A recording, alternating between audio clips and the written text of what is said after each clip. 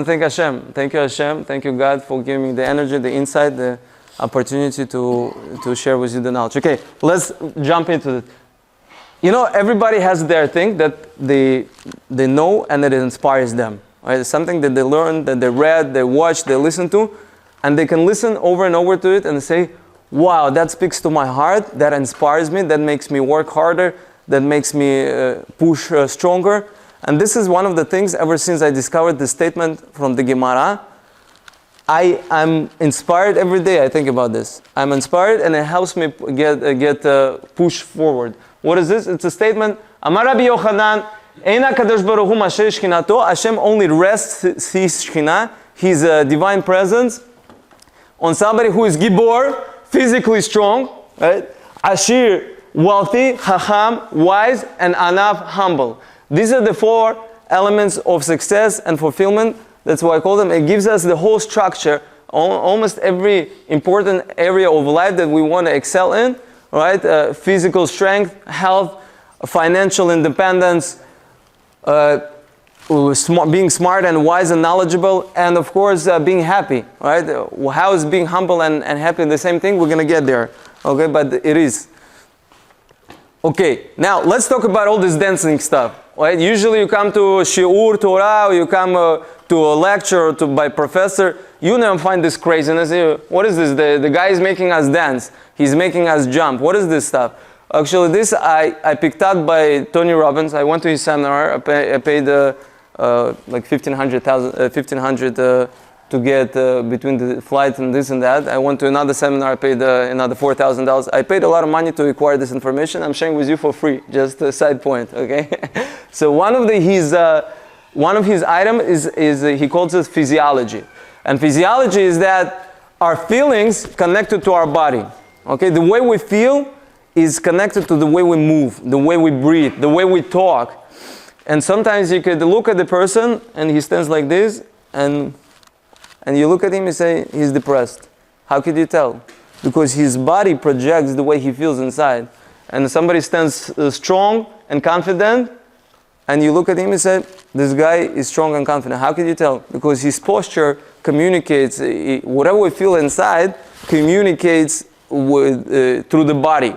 Okay, but you know what's true? The reverse is also true. Meaning if somebody feels sad, and he starts jumping like as if he's happy, as if he's at the wedding, and he starts feeling happy. Because the body is connected to emotions, right? In fact, emotion is motion, right? Through motion, we get into emotion. By moving our body, we can influence our heart. Okay, so this concept, that's why every half an hour and every 20 minutes during his seminars, he makes people stand up and get into their peak state, right? Get into their energy state. Thank you, Jonathan. Okay, so changing motion creates emotion. Thank you so much.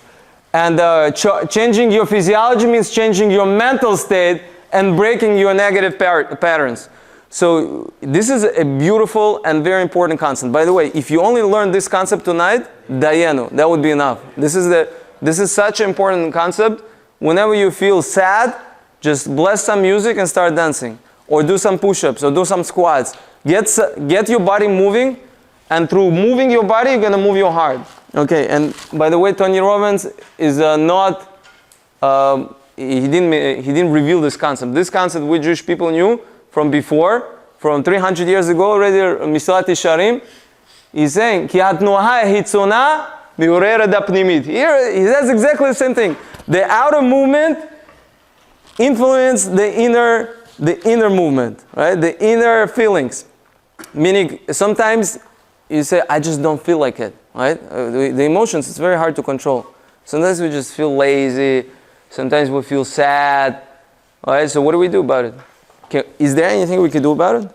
All right, so he's saying, okay, let's do an experiment right now. Everybody raise your right hand.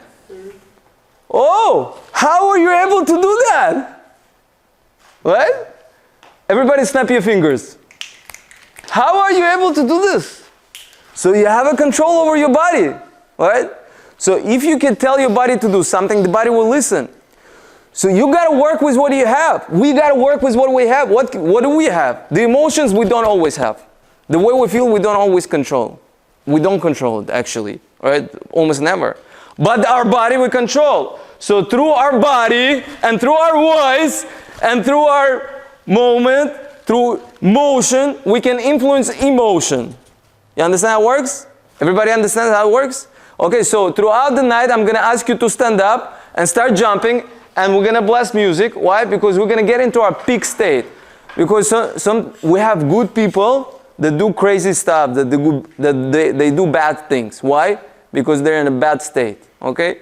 And there are bad people that are in a good state, that they do good things. So really, what we need to manage, not the people, we need to manage the states. Our emotional states, our state of feeling. Okay, so I'm going to ask you to jump and dance throughout the night, and please play full out, because I want to help you to get into your peak state. Okay, I want you to feel happy, and I want you to feel energized, so we can actually learn the stuff and apply it. Okay, next. Okay, there are other sources. Okay, this is source from Rishonim. What's his name? Sefer HaChinuch. Right? He's saying the same exactly idea. After the actions, the hearts are drawn. Okay, so again, when we use our actions, we can draw our hearts. And another idea from Kitzur Shulchan Aruch, he says that through our voice, we can invoke the kavanah. Okay, again, he says the bracha loud, he says the blessing loud, you cannot compare it to the guy that says it's very slow and quiet. Okay. And of course, in regards to music, we see that Shaul HaMelech was depressed, and they brought David HaMelech because he was a musician. And every time he played the music, Shaul's mood changed. Okay, so we can utilize this power of music, utilize the power of physiology. Okay, this one, take responsibility. What is this concept? We are where we are today because of the choices we made yesterday. Okay? To say that it was the government's fault, or the parents' fault, or I grew up in the wrong neighborhood, when we think this way, we're doing ourselves a disservice. Okay? Wherever we are, financially, emotionally, physically, 100% our responsibility. Yes, there are once in a while events that are beyond our control. A guy built a house, somebody I know, he just pulled the new floors, beautiful renovations, everything, and then a Hurricane Sandy came a week later, destroyed his house. Well, it wasn't his fault, right? Things like this we cannot predict. And there are very few things like this that happen beyond our control. 99% of what we have today is the result of our own decisions a year ago, 5 years ago, 10 years ago, the direction we picked for ourselves, the philosophies that we used, the way of thinking. We are where we today is the reflection of our decisions. Okay, so we have to take full responsibility of where we are today, and it's very hard. It's very hard because it's a little bit depressing, right? It's saying, oh, it's my own fault. Oh, so it's a little bit of guilt, right? But it's extremely empowering because if a person puts himself in the center of his life, he says, if I messed it up, I can fix it, right? If I'm fat, that means I can become skinny. I made myself fat, right? I decided I'm going to eat burgers and fries and I'm going to not exercise. So, well, I can make a decision starting today. I'm going to drink water every morning. And I'm going to go for a jog. And I'm going to be fit. Right? If somebody's been wasting money from left to right, he can make a decision. I'm going to stop wasting money. I'm going to start putting it away. I'm going to start investing. I'm going to find a way. I'm going to learn. Okay, so take responsibility. I'm going to share with you a story from Gemara. A very, very famous story about a sex addict. Okay, it was a guy. He loved sex, okay? There wasn't a prostitute that he didn't hire for. This is Gemara, I'm not, okay, this is adults only, okay? No children here, so, okay, so I can share the story. A big boy IQ, okay? So, there was a guy that there was no prostitute that didn't hire for a job, okay? And then one time he heard this beautiful, gorgeous girl that lives very, very far, very expensive. So he collected some money for a while and then says, okay, I'm going for it. And he's very happy and he's going for it. And suddenly when he comes and one of them passes gas, I think it was her. And then she's like, oh, by the way, just like that gas is gone and never to return, you're also gone with your sex addiction. Right? There's no hope for you, my friend. Right? She's saying this to a client. Right? Can you imagine that? She's saying there's no hope for you. You're so lost that that's all you're thinking about. There's no hope for you. And it really got to him. He says, really? Really? I'm lost? I'm hopeless? And this event started a whole inside motion, right? The commotion. And he started going through changes. And the following part is the very interesting part that is really important to us. He says, the mountains, please pray for me. The sun and the moon, please pray for me. And the rivers, and he goes to different things and he says, please pray for me. And he says, nobody is doing it. He says, you're on your own. And eventually he gets it. He said, really, it's my full responsibility and I'm going to take full charge for my life. And he says, Ein hadavar tarui ele bi. It all depends on me. Okay, friends? Before we start learning anything, any material, this is the one thing we have to absorb and say, it's 100% my responsibility. Right? No coach, no motivational speaker, no chavruta, no accountability partner is going to help me if I don't decide that I'm going to help myself. One time I decided I'm going to quit smoking. I was dating a girl and she says, I don't like the fact that you smoke. I said, okay, what am I going to do? So I met here a doctor. I think his name is Boris Potapov, I think, if I'm not getting it right. There's a doctor like he's a dentist. Boris Potapov, right? So he told me, besides being a dentist, I stick needles into people's bodies and I do hypnosis. And he says, I can help you quit smoking. I said, okay, great. How much is it give me? He says, $150.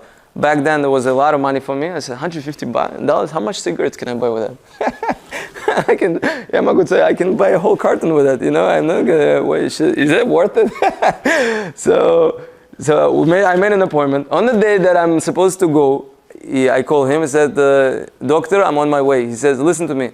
If you don't want to quit, don't come to me, okay? I'm not going to make you quit.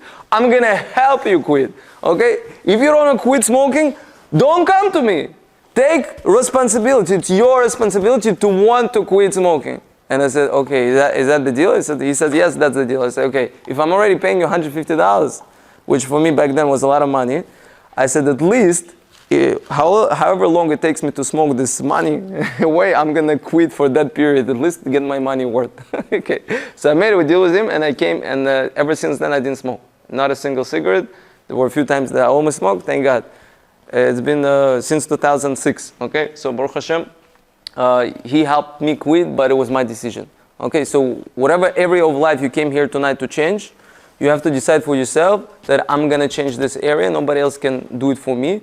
There are other resources, there are other people that could help me, but we're going to take a responsibility. Okay? And they called him a rabbi, by the way, this sex addict. They told him, welcome, Elazar ben Dordoi, welcome to Olam Haba. He did the full tshuva, he did the full transformation, very, very quick transformation, and they tell him, Rabbi, right? Why do they call him Rabbi? Because he's teaching all of us right now, he's teaching all of us a lesson. Okay, if somebody's teaching us a lesson, he deserves to be called a rabbi. So these are the four elements. We're up to this item. Okay, before we go there, we're gonna do something very, very interesting.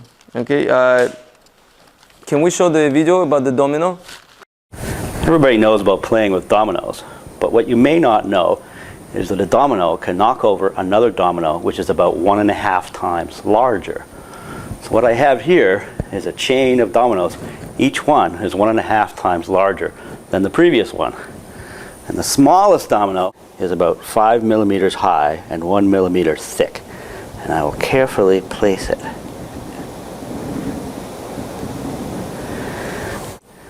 And there are 13 dominoes. And the largest domino, it weighs about 100 pounds and is more than 1 meter tall.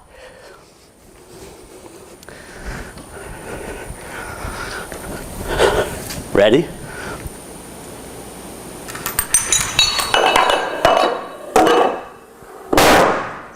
Boom.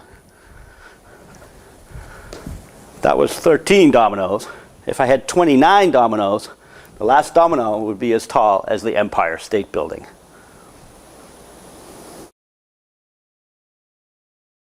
Okay, what do you guys think about the video? Who can help us digest it? Wow. What do you think? Who said wow? You want to say? Something small could lead to something very, very big. A small movement can lead to a very big movement. A small movement, like that small movement, can move huge mountains. Hold on, Jonathan, we're going to discuss this video. It's very important. Okay, any other ideas? Это маленький шаг или мысль рушит, ну, например, плохое преодолевает. A small thought could break mountains. Okay, very interesting. Any other ideas? Yes, Joseph. Everything affects other things in life. Everything affects everything. No habit, no item that is isolated, right? If somebody is doing push-ups, he might start doing better financially. If he's doing pull-ups, he might start feeling happier, right? Everything affects everything. Okay, the small thing could tip off the size of an Empire State Building. A small thing like this. Okay, Shalom. Another thing I heard a similar concept recently. You can really foresee something feasible as one step in front of you, right? So when there is let's say a domino or a challenge that is approximately 1.5 times that you've dealt with in the past, you could see it's possible to overcome. If somebody puts in front of you that last domino, you'll say, forget about it, I can't do it. You do one thing at a time, and that's all you could do, the next step. But that next step will lead you to the country mountains. Exactly. They say a journey to California starts with the first step. Please, Moshe. Get out of your comfort zone once and break through the next one. It's huge. Excellent point, guys. We're gonna incorporate all of your ideas tonight, and we're gonna get to the unit of building habits that could transform mountains, right? That they could transform our entire life, but it starts very, very small, like that small domino. Okay, we're gonna now jump a little bit. We're gonna wake up, okay, and then we're gonna break into partners. But before we break into partners, I'm gonna help you create your victory sound and your move, right? Your move is we're gonna develop a personalized move. Okay, Jonathan, let's get some energy going on here. Okay, please. Or maybe not. Okay, let's stand up. Let's stand up. Everybody stand up, please. Okay, turn to your neighbor. Give them high five. Up. High fives. Let's go. Jump. Let's go. Lechai Elamim. Woo! Wake up the energy. Me.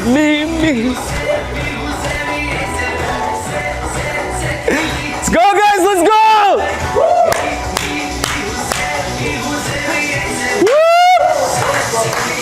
Okay. And then let's go. Wake up.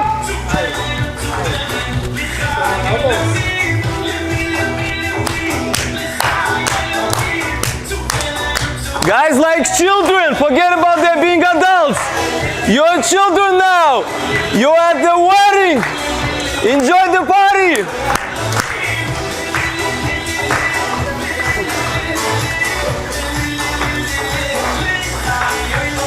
Whew. All right.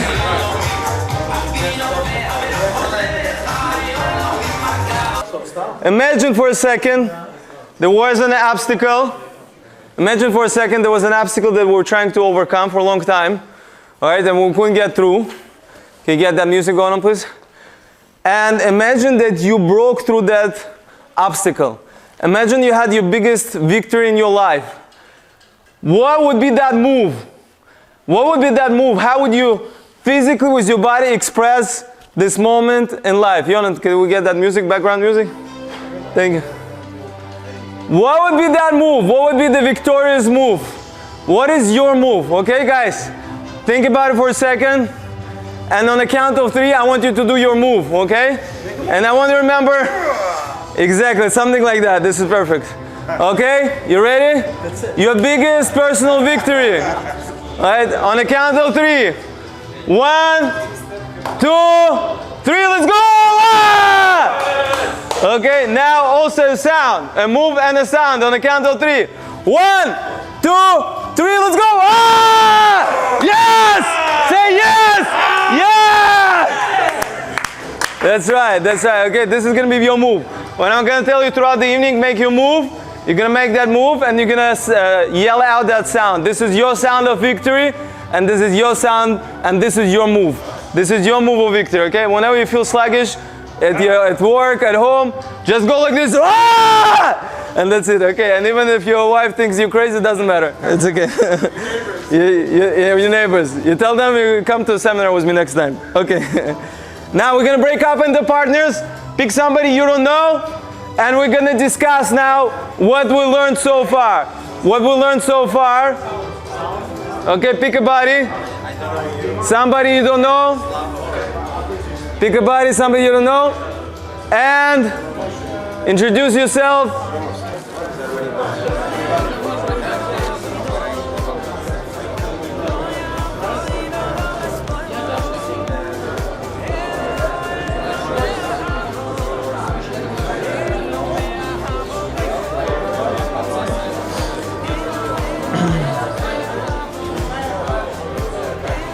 I didn't know you had that.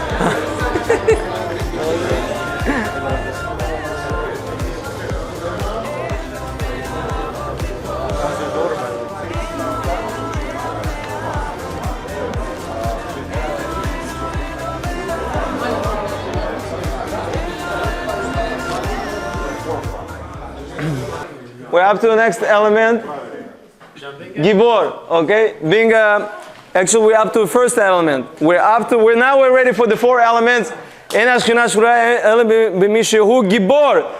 God's presence rests only on those people that are physically strong. Okay, we learned that from Moshe Rabbeinu. He's able to pick up the luchot, which were extremely heavy. He was able to pick up the Mishkan. He was a Gibor. He was extremely physically strong person. Usually, a lot of times we say, Izu Gibor, who is strong? Somebody who can conquer his emotions, his anger, his lust, which is true. Which is true, right? The person cannot become physically Gibor if he's lazy, right? The person cannot become physically Gibor if he cannot conquer his inner self. Of course, this is just a manifestation. But in the context of Gemara, it says physically, somebody who is physically strong, the Shekhinah rests on that person who is physically strong, like Moshe Rabbeinu. Okay, so we're going to talk about how could a person get to this point where he's physically strong.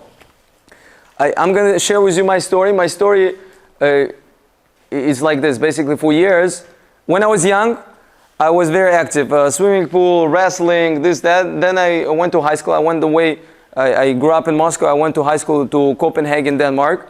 I spent 3 years there. I was living in a dormitory. My best friend was a smoker, right? And as they say in Russian, скажи мне, кто твои друзья? Tell me who your friends are, and I'll tell you who you are. Right? Who we hang out with impacts us a lot, right? Impacts us a lot. And he was my best friend, so I started smoking. For 6 years I was smoking. Through high school, a couple years into the college. And I really neglected, during that period, I really neglected my body. Yes, there were times when I lifted weights, this and that, but overall, I was not eating healthy, was not living healthy. And then kids came. I got married. We had one kid and another kid. And then I was still a student. And then I started working. And then I was like, I woke up one day and I was like, when I'm going to start taking care of my body? I never have time. I am either in a shul, or I'm at work, or I'm with my kids. I just don't have the time. That was my limiting belief. That was my excuse, right? That was I said, okay, I don't have time. One day I will have time to go to wrestling again, or to go to the gym, or to go to the pool. And then I said, no, there's no way. I have to find a different way. And I came across one time a video by Itzhak Pintusevich, and he said like this: just start small, start what you can do. The small domino. Remember that video, the small domino? He said that small domino is going to be 10 push-ups. I said 10 push-ups is a joke. I can do 10 push-ups any day, even if I'm drunk, even if I'm exhausted, even if I came from a funeral and I'm sad. I can do 10 push-ups no matter what. This is a piece of cake. And I said, I'm going to start doing push-ups. And that 10 push-ups grew into something. 6 months later, I added 20 squats. and I don't like squats. I hate squats, okay? But I have a relative. He did a lot of prison, I don't know a lot, but he did some time in prison.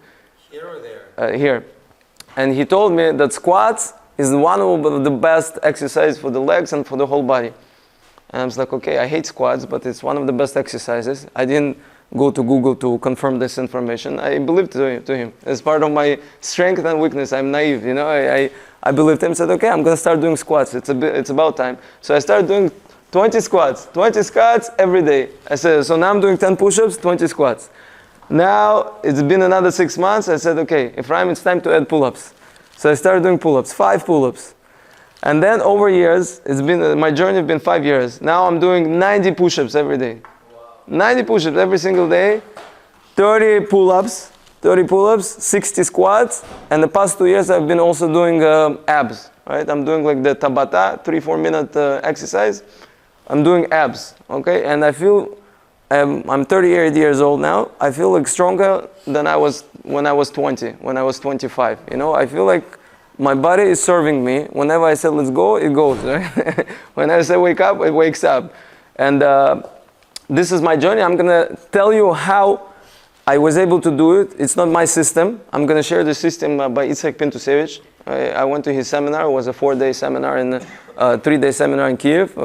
Last night we walked on the coals, hot burning coals.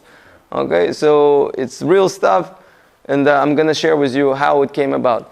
But before I do, is there anybody here that thinks that exercising on a regular basis is important? Yes. Okay, we have 2, 3, 4, only 5. It's not important. Okay, so I think majority of the people here thinks it's important. How many people actually over here exercise on a regular basis? Okay, 1, 2, 3, 4, actually pretty good. 5, 6, very good. About half the room, very good, very, very good, excellent. So you're gonna get better at it, and those that don't yet, hopefully after tonight you're gonna start exercising. I really hope. We're gonna help you find an accountability person, but I'm not gonna make you exercise. You have to decide for yourself, like we said before, right? Take full charge, take full responsibility. Okay, whatever the excuses are right now, whatever is holding you back, we're gonna play a short video right now, and we're gonna learn from that lady that she has no excuses. Okay, please, Jonathan. Meet the 86-year-old nun who takes on triathlons after church hours. The only failure is not to try.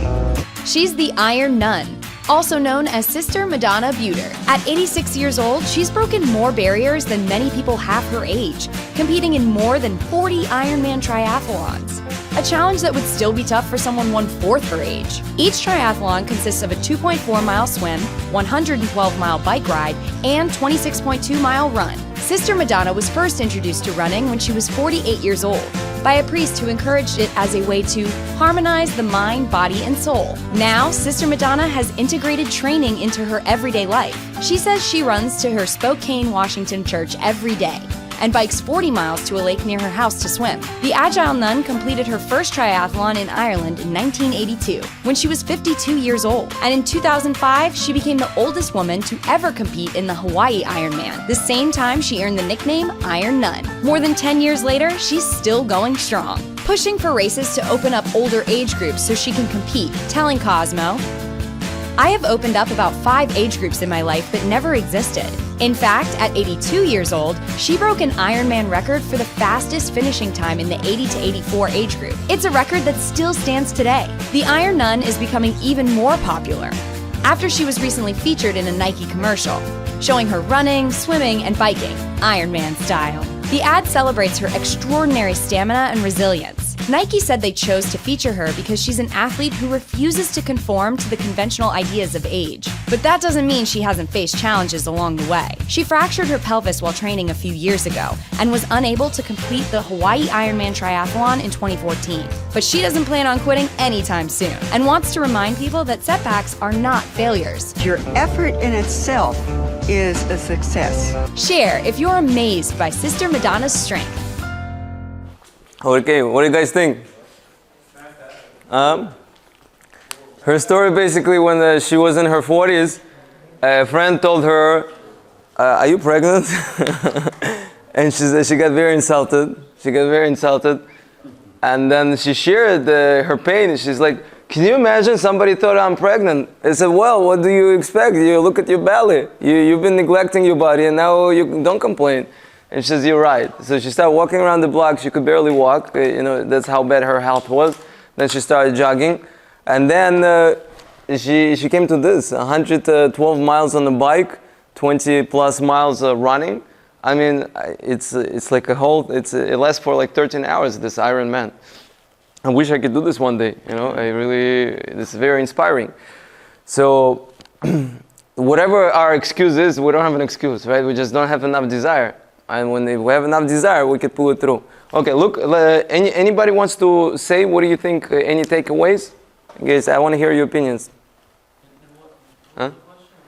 What do you think about this video? Fantastic. Very motivated, I'm sorry. This lady's like in her 90s, and people in the 60s can't even do what she's doing in her 90s. People in their 20s cannot do what she does. People in their 20s, Exactly. Exactly, healthy people. You're only limited by your thoughts. That's very good. Right? She started also, I don't know if you noticed, she started when she was like 48. I think she did her first one at 48. She did her first marathon at 52. Oh, 50. Yeah, she started training when she was 48. Okay?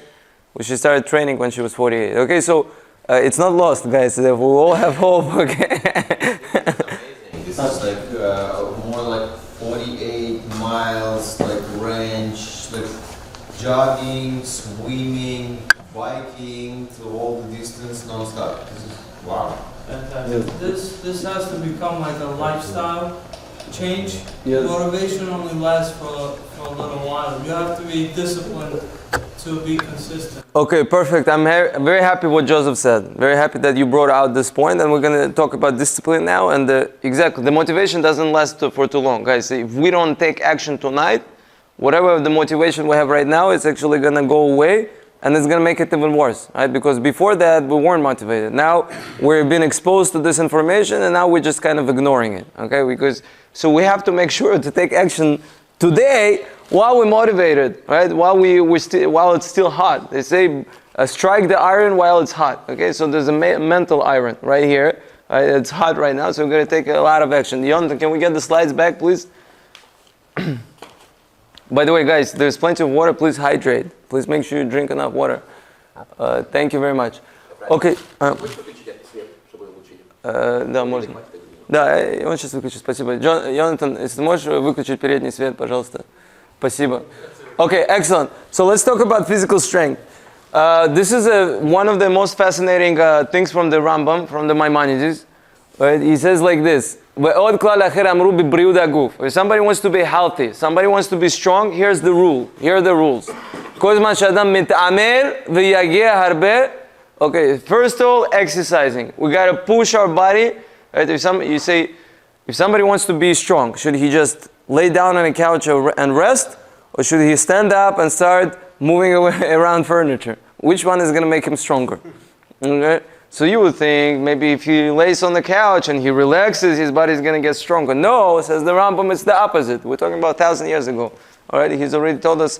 You're asking, is there a Jewish source for exercising? Here it is. You wanted it. Here it is. Okay. So number one, number two says, "Ve'ena savea." Don't fill up your stomach. He says, you want to be healthy, you want to be strong. Don't overeat. Okay. Don't put too much food in your stomach.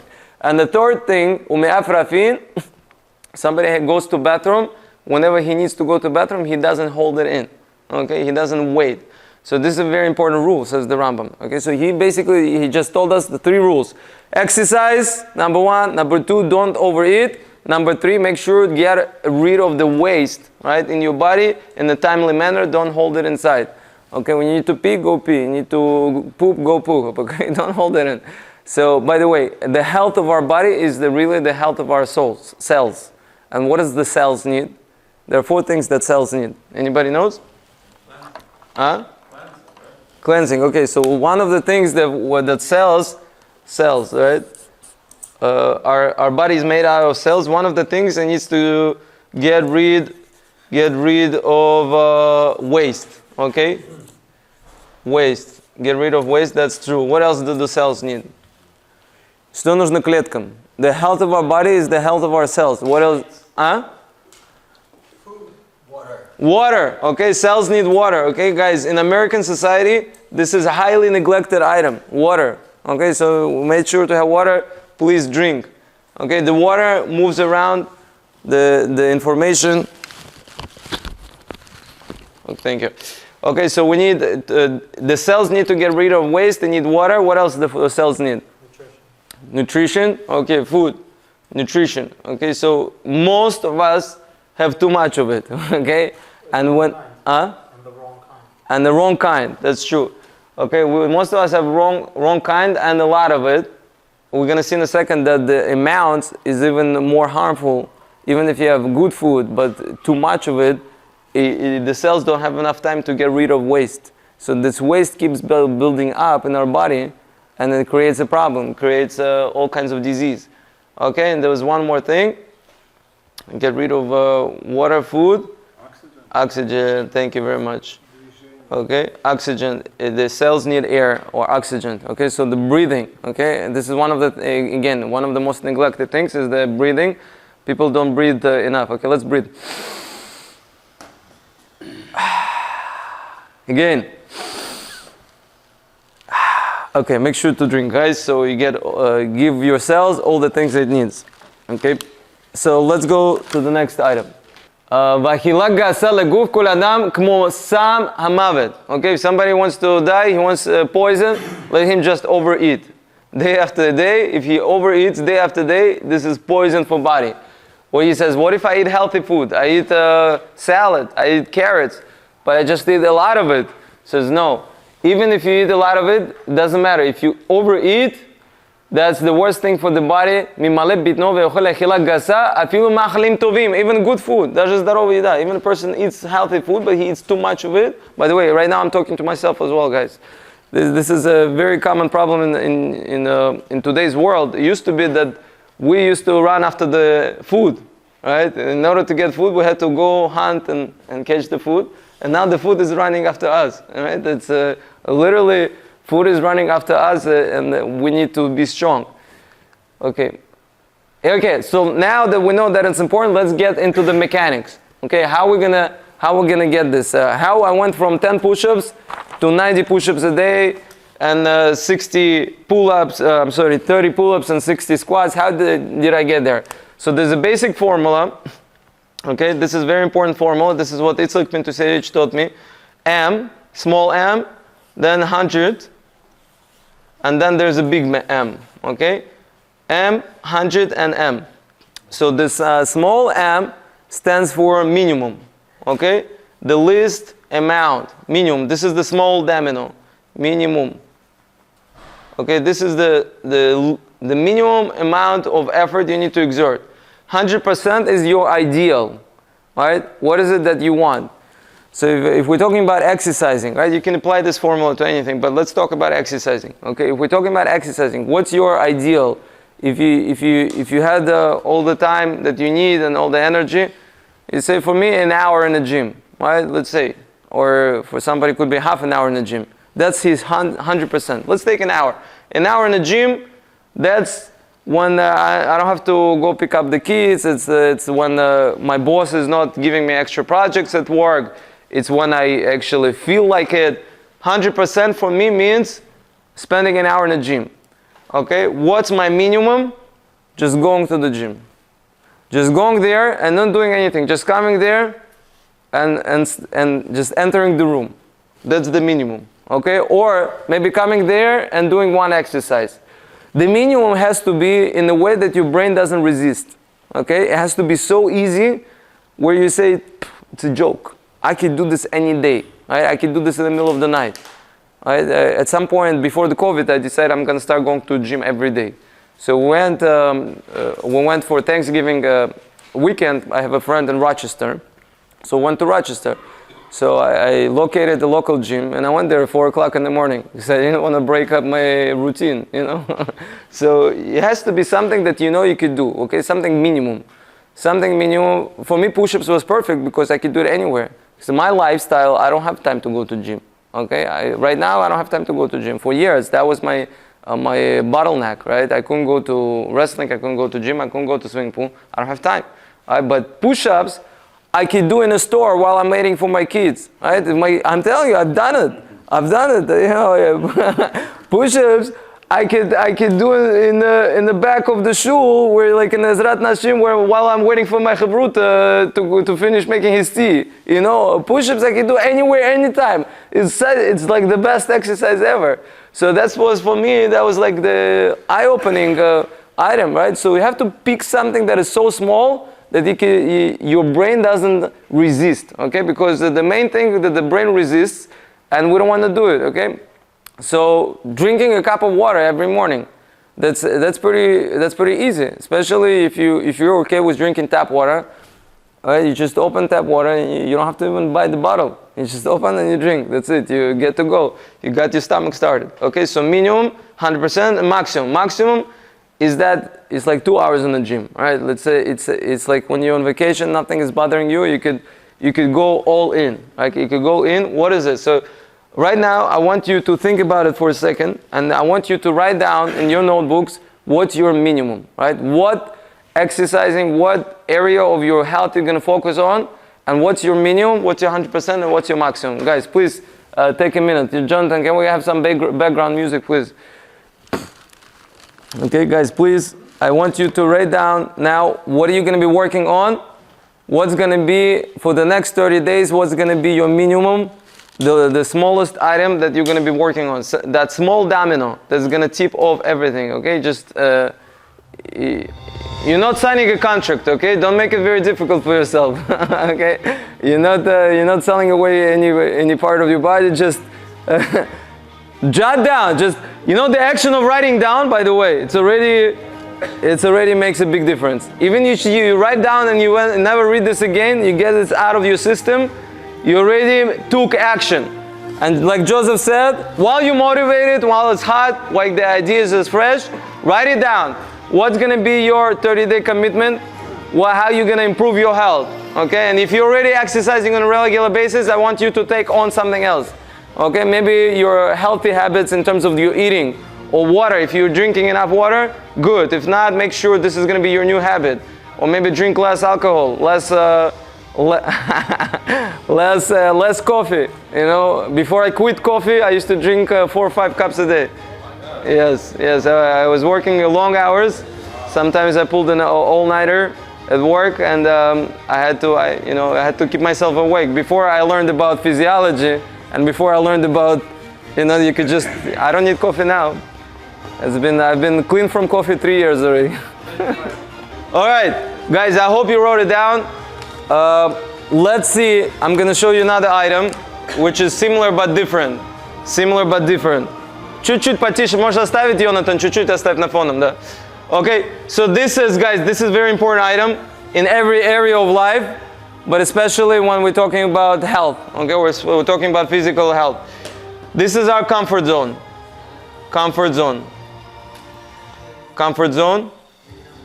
meaning this is where we feel comfortable. Talking to people we don't know is a lot of times pushing outside of our comfort zone.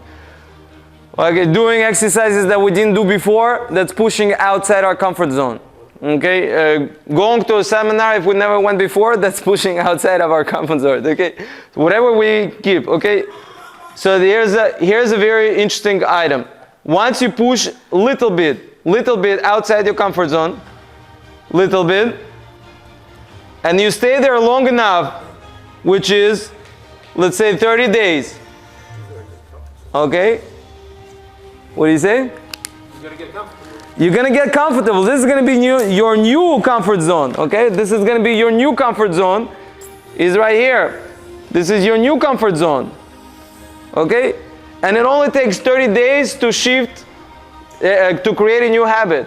Okay, it's whatever commitment you take upon yourself, the brain says, "Oh, I don't want commitment." You remember those? I think it was Boost, one of the first companies that came out, or maybe it was another company. It says, "No plan, no commitment. You just buy a cell phone, you pay every month. Before that, if you want a cell phone, you have to sign a year contract, 2-year contract with a seller, AT&T, whatever the company was." Boost came out. It says, "New trend, no commitment." No, you pick a plan and you pay every month. You don't want to use your phone, just stop paying, no cancellation fee, nothing. And people want for it. Why? Because our brain, it starts when you tell them commitment. This is going to be your new lifestyle forever. The brain says, what? No way, right?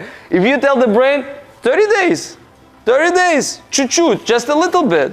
This little domino, 30 days, 10 push-ups. The brain says, okay, after 30 days you'll leave me alone? It says, yes, after 30 days, the Yetzer Hara works like this, right? After 30 days I'm going to leave you alone. But after 30 days you're going to be a new person. Your mind changes. You're a different person now. You're a different person now. After 30 days you have a new habit, new you. Ты уже другой, через 30 дней. As long as you consistently do something, you create a new habit and a new psychology, new mindset, new way of thinking, new da'at, new consciences. Okay, and then you can repeat the trick again. Whenever you feel comfortable with your new habit, it could be 3 months, 6 months, right? And then you could add squats, right? Another something small, which the brain doesn't resist, right? You eat squats. It said, I did the push-ups already. Now I'm ready for squats.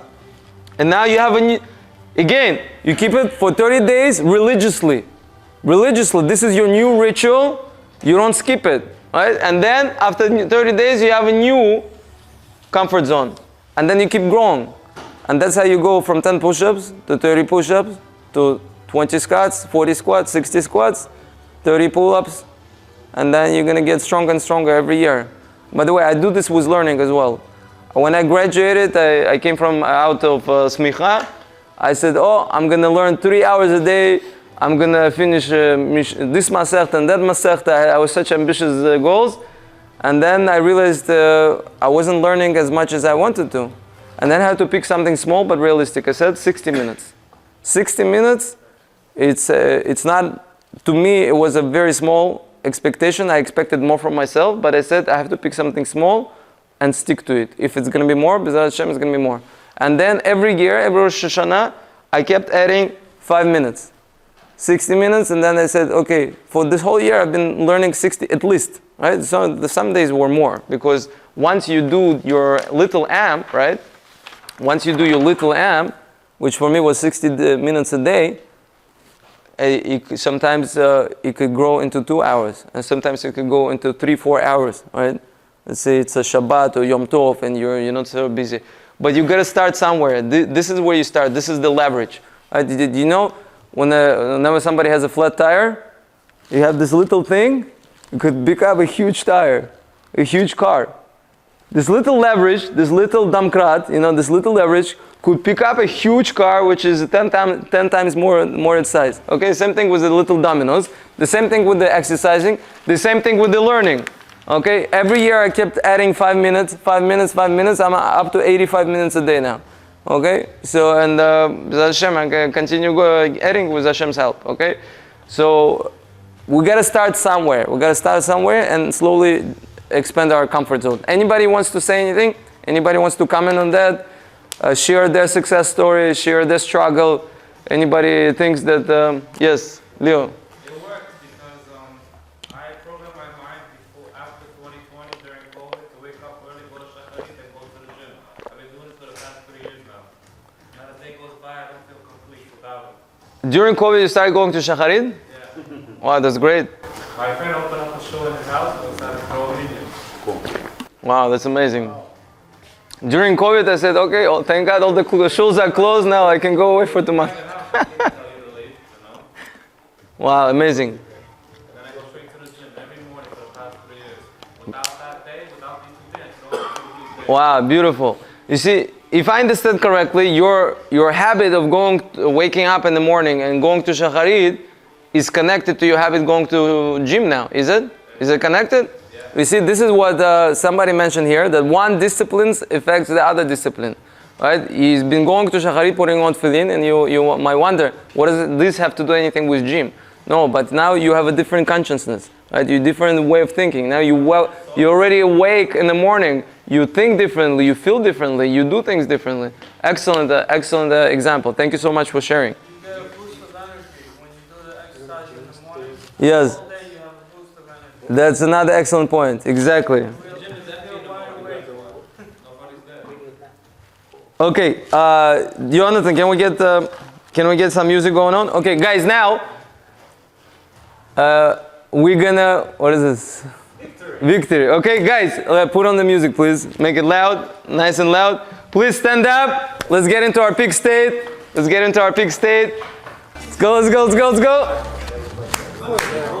Up, up, up. Whoop, whoop, whoop, whoop.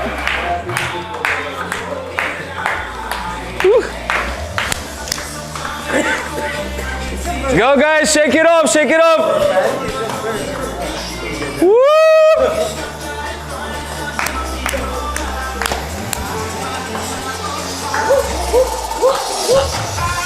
Whoop, whoop. Tate! Whoop, whoop, whoop. Let's go, let's go! Wake up, wake up, wake up!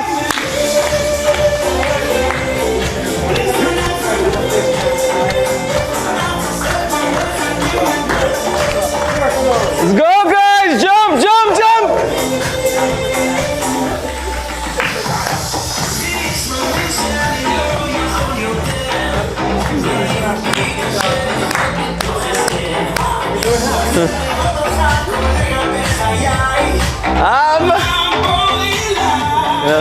Let's get into our victory mindset, victory mindset, okay? On the count of 3, I'm gonna ask you, make you move and make you sound, okay? Guys, let's go. You're a winner. You're a champion. You're unstoppable. You're unshakable. On the count of 3, 1, 2, 3. Yeah! Let's go. 1, 2, 3. Yes! All right, guys, I'm gonna ask you to do something funny now.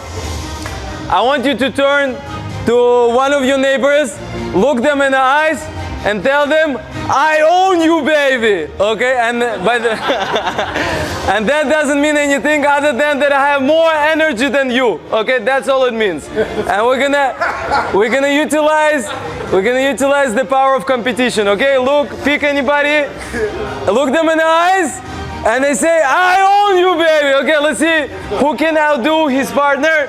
Let's bring out the intensity. Okay, 1, 2, 3. I own you, baby. I own you, baby. Let's go, guys. Come on, guys. Come on. Okay, now turn to that same person. Look them in the eyes and tell them, you rock, baby. 1, 2, 3. You rock, baby. You rock, baby. You rock, baby. Okay, give high five to your partner. High fives, high fives, high fives. Okay. Now, I want you to find somebody you haven't worked with yet, somebody you don't know, and tell them what's going to be your 30-day commitment. What's going to be your 30-day commitment for the next 30 days? What are you going to change in your body? Okay? Find somebody, exchange your numbers, and you're going to be each other's accountability partners. Okay? Find somebody you don't know, somebody you didn't work with. Exchange numbers and tell them what's going to be your 30-day commitment and what are you going to do, okay? And they're going to keep each other in check. Все, мы с этим закончили. Сейчас нужно на следующие 30 дней, какой у тебя будет, что ты будешь со своим телом делать? Ты найди партнера, и он будет твой accountability partner. Он будет тебе каждый день напоминать. Акива, ты сделал свое упражнение, а ты будешь ему напоминать. Okay, so the next element, we said, "En ashkena shruya el b'mishu gibor ashir chacham ve'anav." Okay, we're going to talk about chacham being smart person, educated person, wise person, insightful person.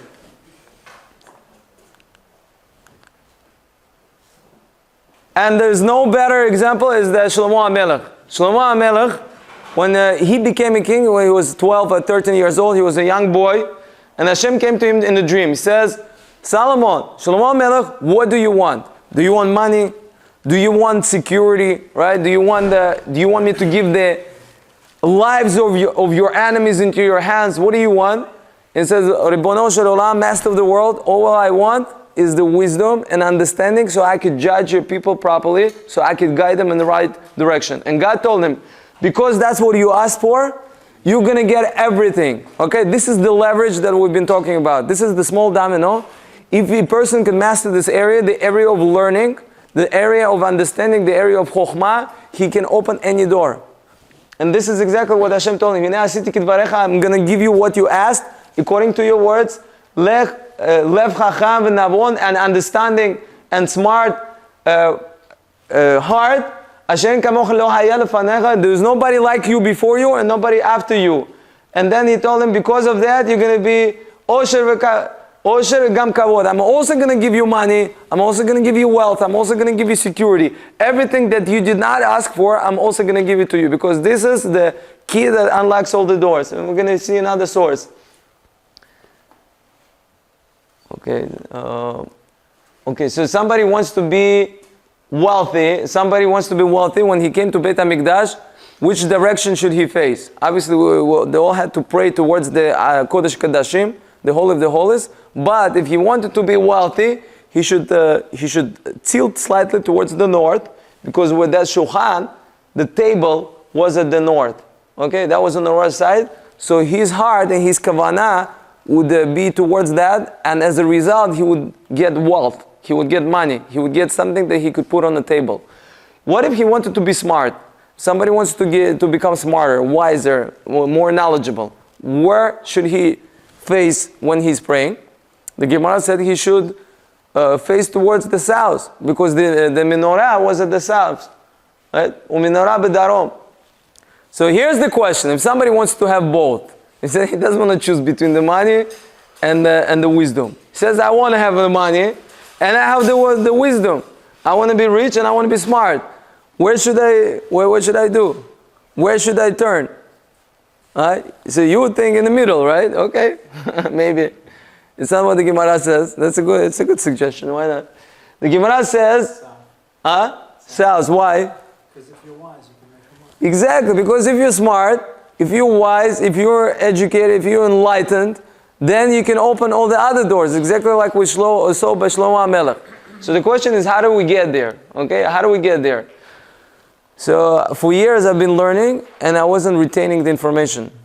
And it bothered me so much. One year I finished the whole Trei Asar. Trei Asar is 12 minor prophets. Right? There's like Amos, Yonah, Tzafania, Haggai, Yoel.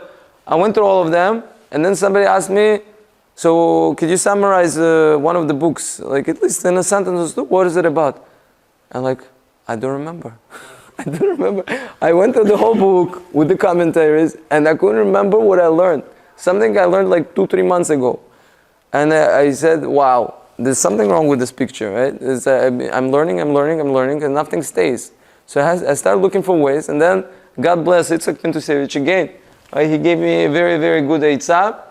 Okay, I'll show you first the system, how it works on the paper. The system is called ARS. In Russian, it's called the Система сверхобучения 3P. Okay, but in English, I call it ARS. Okay, what's ARS? When the first time we learn information, we have to ask ourselves, how can I apply this information? Okay, how can I apply this information? Okay, so ARS stands for application. Okay, how can I? Because information that is not applicable has we don't know where to put it, into which box in our brain. Right? It's not attached to other pieces of information that we already have. So because it's not attached, it doesn't stick, it doesn't stay. So if we can find a way to apply the information, then that already has a room where to stand on in our brain. Then the second one, R, stands for review. Okay? R stands for review, and review is crucial. They say repetition is the mother of skill. Right? It's not just the mother of skill, it's the father of skill, it's the brother of skill, the sister of skill, it's the skill itself. Okay? What is skill? Skill is something that you do over and over and over and over again until you master it, and then it becomes a skill. Okay? Until you do it a certain amount of times, it's not a skill. Okay? It's not your skill, at least. Right? So review and repetition is a crucial part of the retainage of the information. Okay, and here comes the most important item. Okay, the S stands for share. Sharing what we learned. Okay, sharing what we learned, делиться, right? Whenever we learn something, we need to share. We cannot hold it in. We should not hold it in. We pray about this every day, by the way. Lilmod ulilamed. That we're asking Hashem to enable us to learn ourselves and to teach others. And this doesn't just apply to the Jewish area of life, right? Whatever, any technical information that they learn, whatever your industry is, any business information learned, if once you start sharing with other people, you understand it better, you clarify the message. If you're able to articulate the information in your mouth, you really start owning the information. And you memorize it better. You memorize it better. So as a result, I started this group in 2019 called Mishnah and Tanakh. Because my goal, been for the past 10 years, to go through the entire Mishnah and through the entire Tanakh. And while I learned other things as well, and Musar and Gemara and Halacha, this was my primary and still is my primary focus in my learning. And I said, whatever I learn, I'm going to share with others. And so I'm going to create a group on WhatsApp. I'm going to invite whoever wants to come and listen. I'm going to create these short recordings a couple times a week of Mishnah and Tanakh, whatever I learned. And I started producing these recordings. They're about 5 to 10 minutes long. Some of you might be in my group. And posting them to first of all benefit the community. The people are learning wherever they might be driving or jogging or cooking, wherever they are, they're listening to the recordings. But it also gives me opportunity to share the learning, and this way memorize the learning. And before I delete them, I listen to them again. So I have to learn the information. While I'm recording, I have to review it, and then I'm sharing it. And then before I delete it, I review it again. Okay, this way, anything I learn, I end up learning it at least 3 or 4 times, if not more. And this way, I started to memorize a lot more of what I was learning. I think it was a great strategy that Yitzhak Pintusevich shared with the world. Система сверхобучения 3P. Применить, повторить и поделиться. Right? Apply, review, and share. Ours. So this, I thought it was a great system I want to share with you. Now, in regards to how it works, there's a Jewish source for that actually.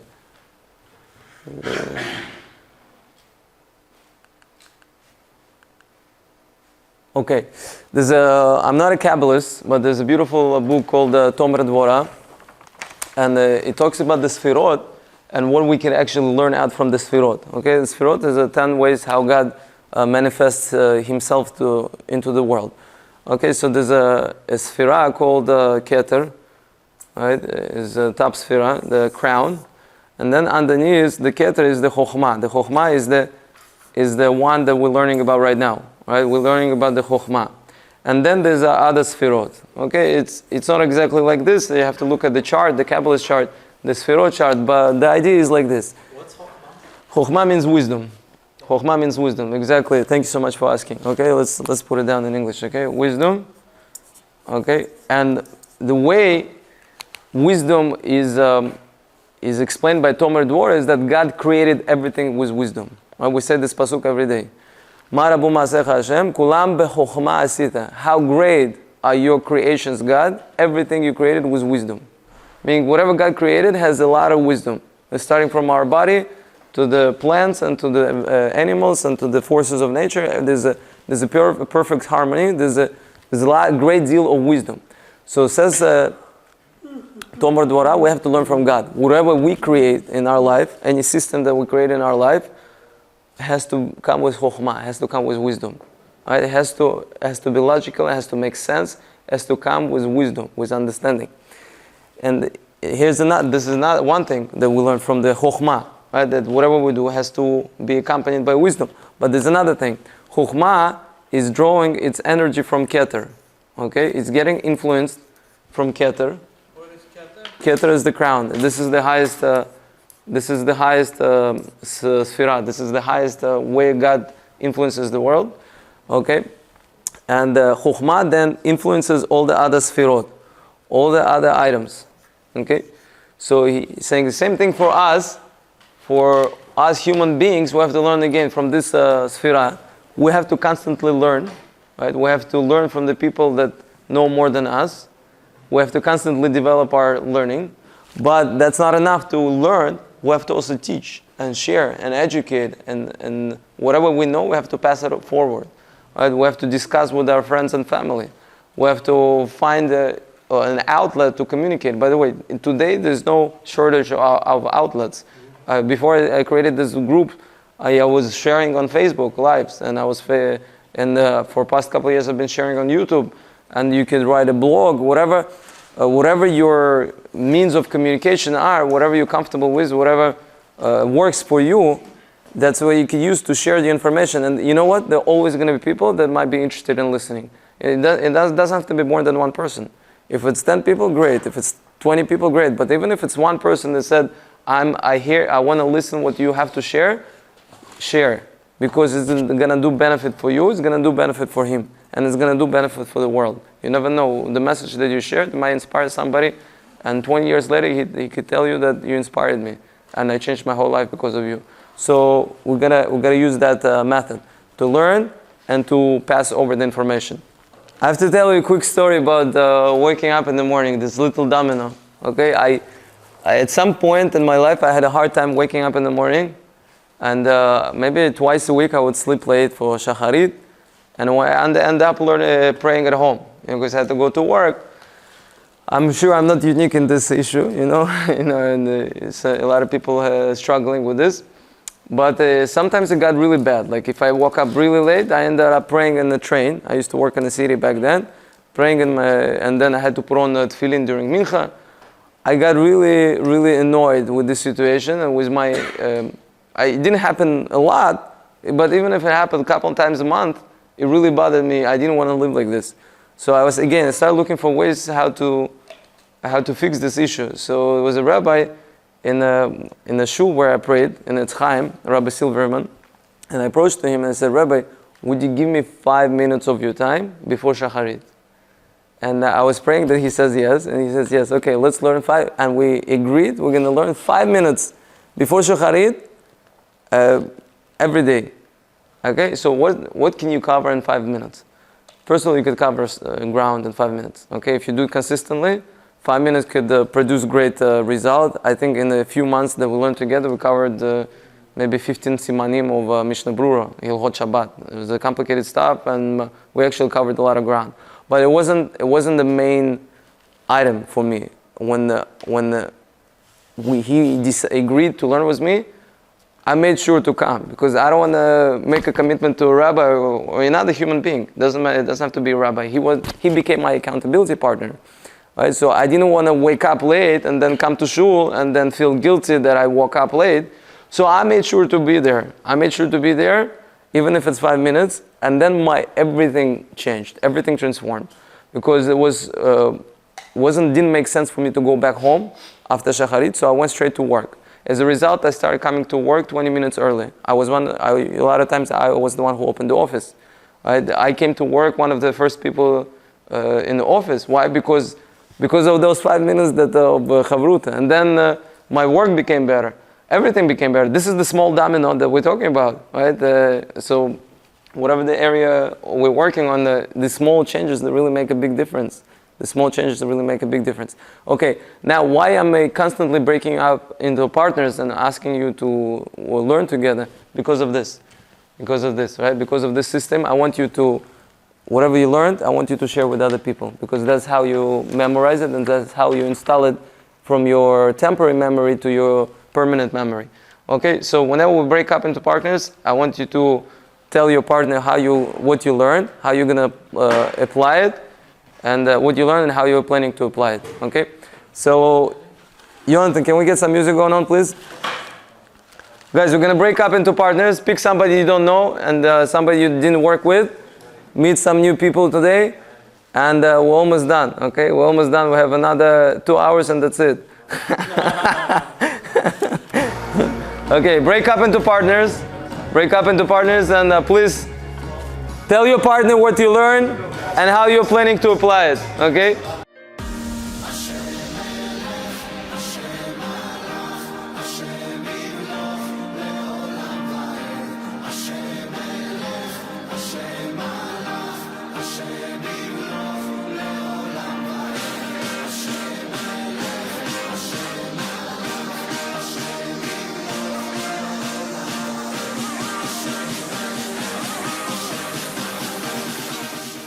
Okay, very good, guys. So we spoke about sex. Let's talk about money, right?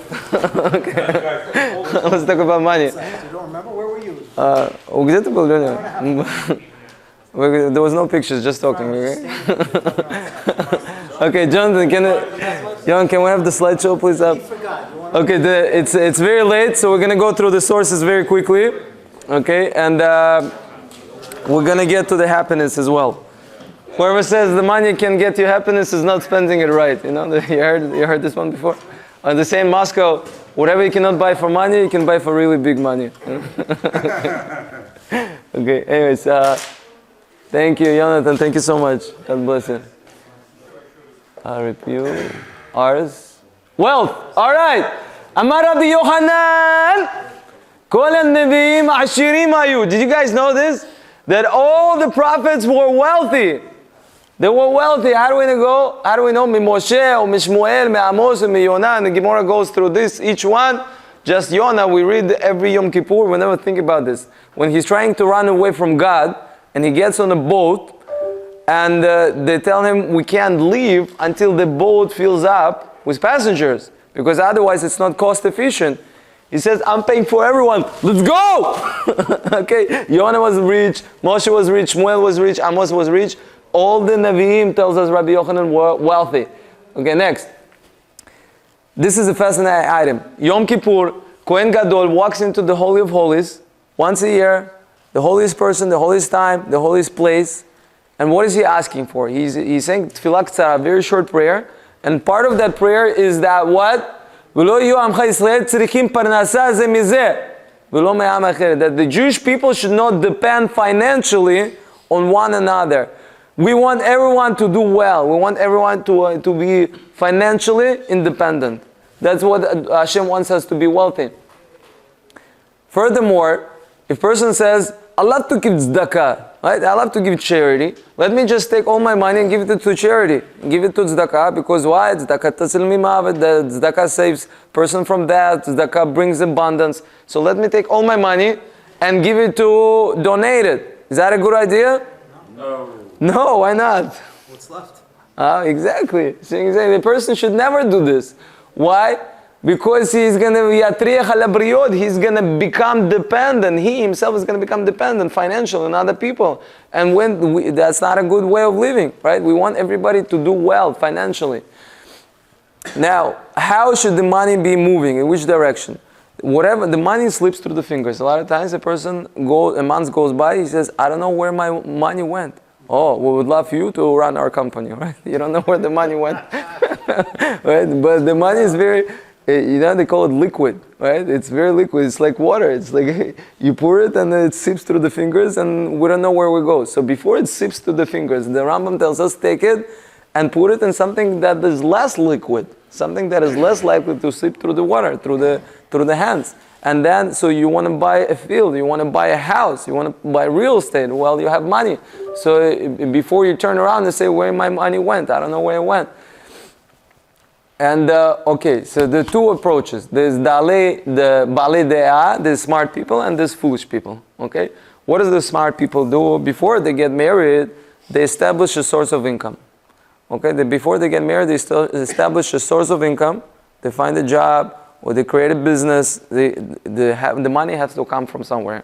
Okay, they plant a vineyard, and then they build a house, and then they get married. That's the smart way to do it. Okay. Establish a source of income, buy a house, an apartment, and bring your wife into your house and pay for her bills. Okay, if she wants to get her nails done, says no problem, honey. Here's the card. Right? If she wants to buy some food, some clothing, here's the card. Go buy whatever you need. This is a smart way to do things. And then there's the opposite. The foolish way to do things is the opposite. The person gets married first. And then he's like, okay, let me see where I can find a place to live. Now I need some money. Let me look for a job. And if I can't find something, he's going to depend on other people. He's going to depend on charity. By the way, this is not to say that person should wait until he's 30, 40, 50 years old until he finally buys a house in Brooklyn. No, okay. That means he will never get married, you know. What's the source? What's the source of this? For this? Yeah. Rambam. Here, Mishnah Torah, the odd. Okay, if it's not there, it's I'll send you. Here's I didn't make this up. Okay, but by the way, guys, my approach is everything is already invented. I don't need to come up with my own chidushim. My job is just to find stuff and organize it in a presentable manner and give it to you. Okay, so Rambam tells us, don't waste resources, don't waste money. Establish yourself a source of income, buy an apartment or a house, and bring your wife there. Now, that doesn't mean that a person should should postpone his marriage until he's 30, 40, 50 years old. That does not mean that. What it means is that the person, once he starts making money, he should not waste his money on parties. He should not waste his time on watching movies. He should pick himself up and go earn as much as he can, learn as much as he can before he's married. That's what it means, okay? If a person is going to stay single for a long time, he's going to get himself into a lot of spiritual trouble. A lot. He's going to waste seed. He's going to waste time. He's not going to be organized. Although there's two approaches, I'll tell you personally, and I know many, many people that when they got married, they had no money. And it was stressful. But if they had to choose between this way of living or staying single until they're very old, it's better to go through that financial stress and get married and establish a family as soon as possible. That's just that's a personal opinion. Okay, you don't have to agree with that. And it's a tough call. We live in a society where we're overexposed to immorality, and it's very, very hard to stay single and stay righteous and religious. So I say get married as soon as possible. When I got married, I had $100 in my account. I had no idea we're gonna make a wedding, but Baruch Hashem, it's been more than 12 years. My income tripled since then. We live in a house with a backyard in Brooklyn. I don't own the house, but we have a good life, thank God. And I can't say it wasn't stressful. It was very stressful. It was very, very stressful. It was very hard. At some point, I was sitting on a bench on Ocean Parkway and crying on Shabbat afternoon. Why? Because I said, God, I can't deal with this. Because, I don't have money to pay rent. I stopped going to shul. The rabbi told me, I haven't seen you in a few weeks. Why you don't come? Because the minhag in that particular shul was that whenever they give you aliyah, you have to make a pledge. Right? They don't sell off aliyah. And they really like me, so they kept calling me up to the Torah. But I felt embarrassed because I have nothing to pledge. A couple of years I didn't go to mikveh Erev Yom Kippur or Erev Rosh Hashanah because I didn't even have $5 to go to mikveh. So we went through some really hard times. I did to the point where I had no money for rent. But it's behind, thank God. I worked hard. My wife worked hard. We went through difficult times, but now we're doing fine, thank God. And every year, Baruch Hashem, we're getting better and better. So if I had to go back and change something in my life, I would waste less money, and I would definitely waste less time. All those movies I watched in my life, if I Ubered instead and put that money away, all that time, I would make a fortune. Okay, so we waste a lot of time that we have on our hand, and once person gets married, he has bills to pay, and he really has to make it work. Okay, so I say get married as early as possible. Rather go through stress than stress of making a living than wasting your life away. Okay, but if you're organized, and I know a guy, by the way. I know the guy when he got out of college, he continued to live with his parents. He got a very nice job. He didn't waste much money. He didn't buy a car, and he keep putting money away. Bought an apartment, got married, brought his wife into that apartment. He only moved out of his apartment when he got married. Meanwhile, he had a tenant that was paying his mortgage. That's a smart way to do it. That's how it should be ideally, if a person can pull it off. And that's why we're learning this. So if you're still young, you could use this approach. If you have already kids, maybe you could teach them this approach. Okay, this is financial independence is very important. Okay, next, once you have money, what do you do with money?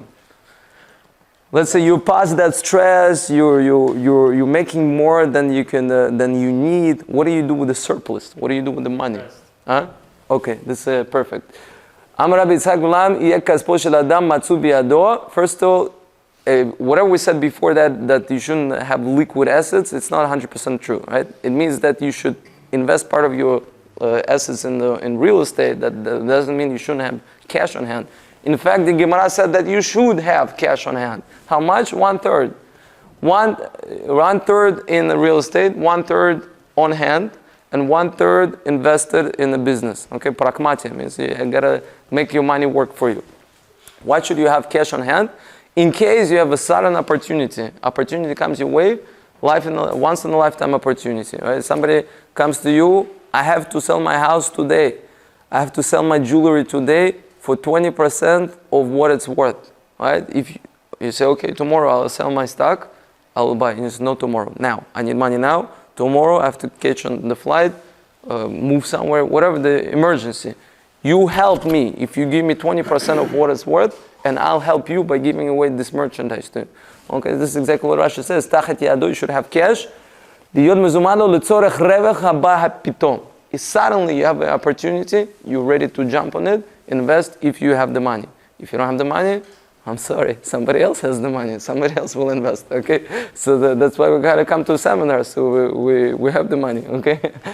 Now, what fascinates me about our avot, or about our ancestors, because we live in a culture of, we idealize the tzaddikim that are broke and financially poor, and we read about stories about them, and there's a lot of statements in Chazal, Pad b'melech tochal, that you should eat bread and salt and drink water and study Torah. There's a lot of statements out there which it almost sounds like God is encouraging us to be poor.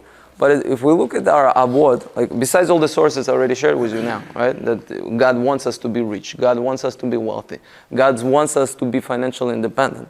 Okay, guys, we have to get into our mind that God wants us to do well financially. Right? If we do well financially, we can help our family, we can help our community, we can help other human beings, we can help our brothers and sisters. But besides that, look at our ancestors, Abraham, Isaac, and Yaakov. They were extremely wealthy, extremely wealthy. Look, Abraham Avinu, when it came time to bury his wife, and he comes and he doesn't even negotiate the price. He says, how much? And the Ephraim is like, oh, we're like buddies, we're friends, take it for free. And Abraham says, how much? He says, okay, you want to know the price? This is the price. And what is the Arba me'od shekel kesef?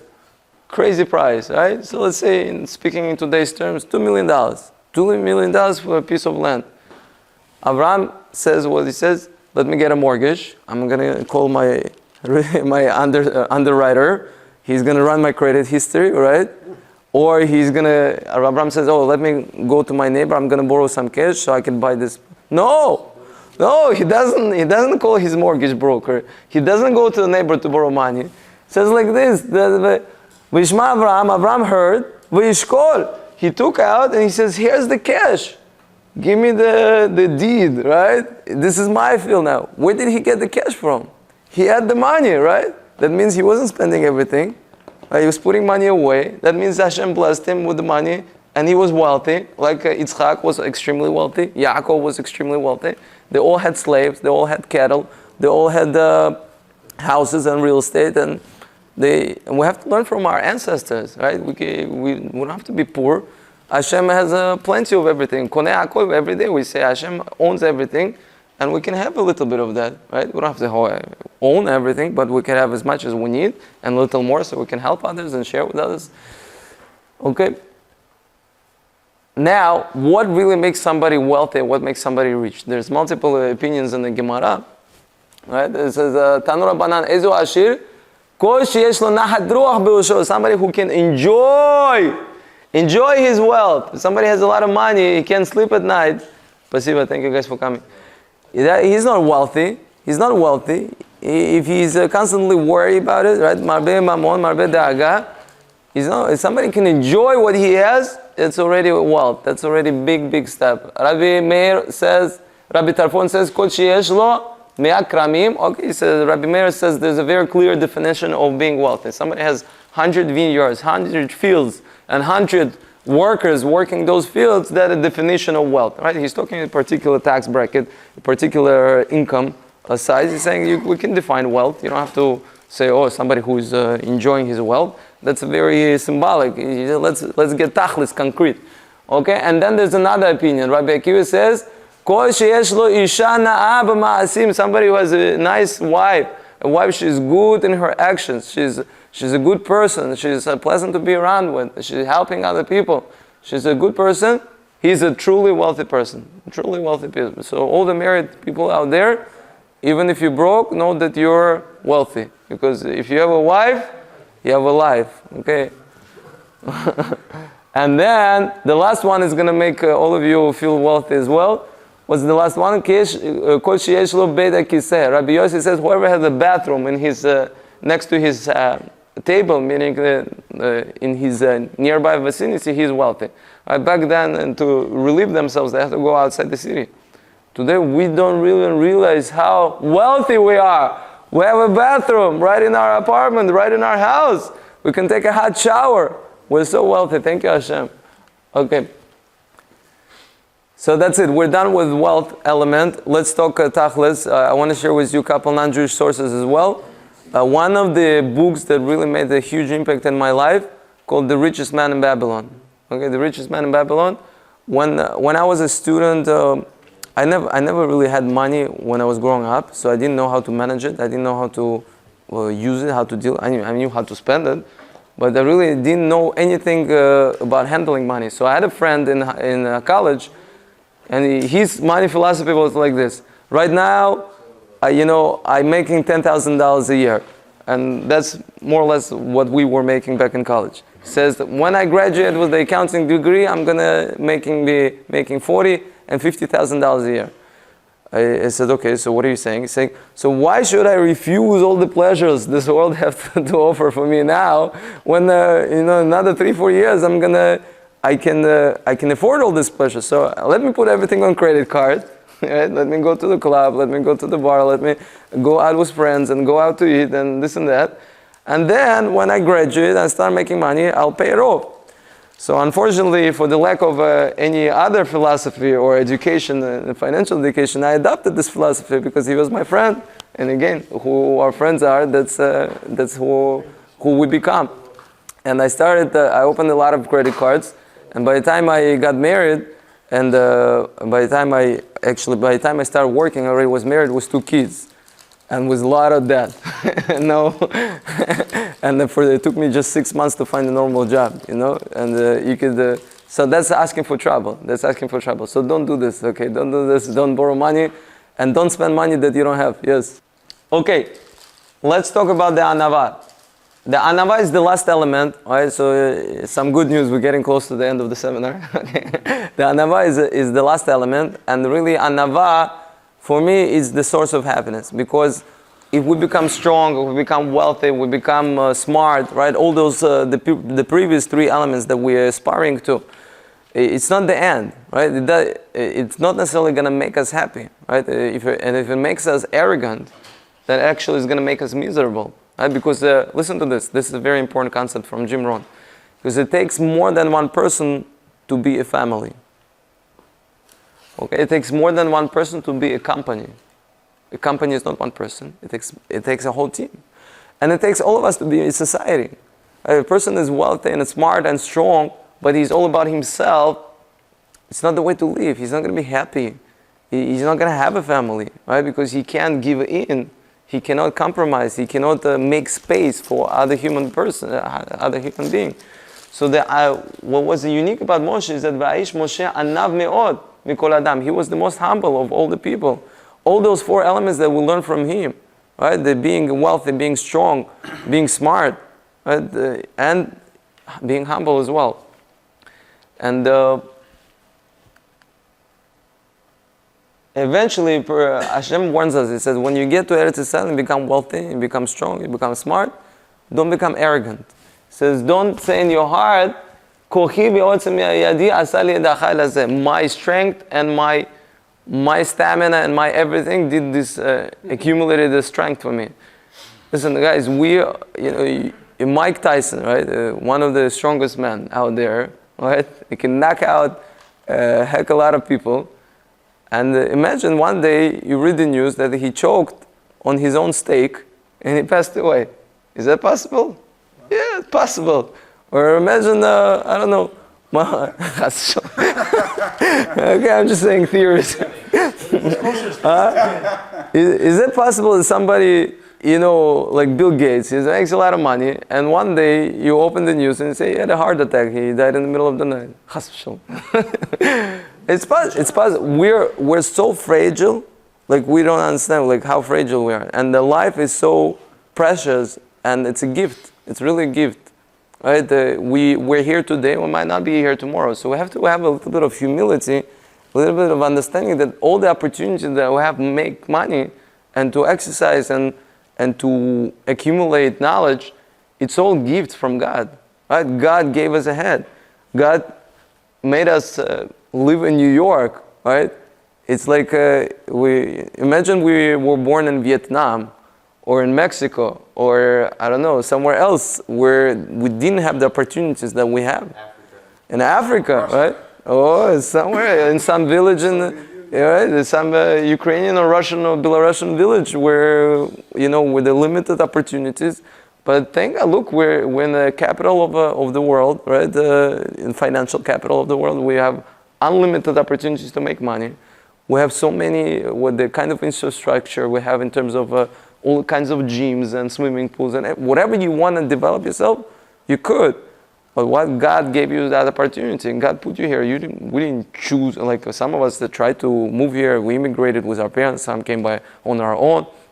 But it's all opportunities provided to us by Almighty. So we have to have a little bit of humility. I share with you. Anav is translated as humility. humility. Humility. One of my teachers, actually, Ricky Cohen, he just became a rabbi. He just got a smicha, by the way.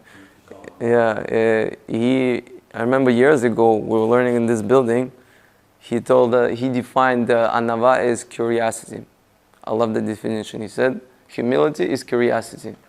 I love the definition because if a person is humble, he's open to learning, right? He's always curious. He's always learning. He doesn't say, I know everything already. What are you trying to teach me? No, he doesn't talk this way. Intellectual humility. That's intellectual humility. That's right.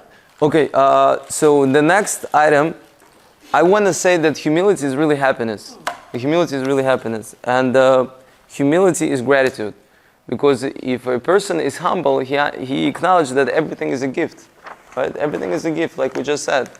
So when a person is in a state of gratitude, right, he can exchange expectations.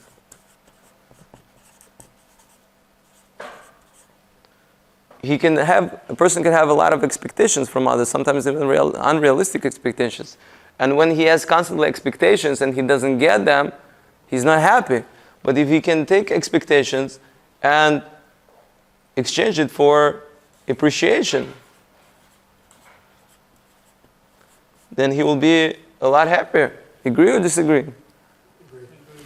And what if a person has an attitude? A person has an attitude. He thinks people owe him and people has to yield to him.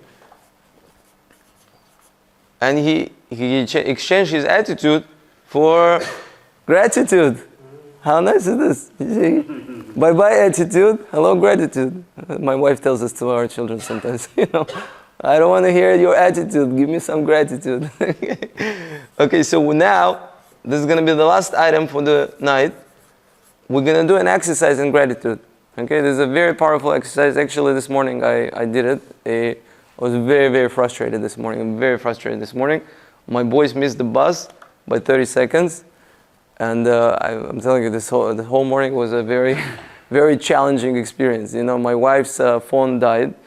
And usually she has an alarm, which it rings. It reminds the boys to leave the house to get on the bus. But today the alarm was not working because her phone died.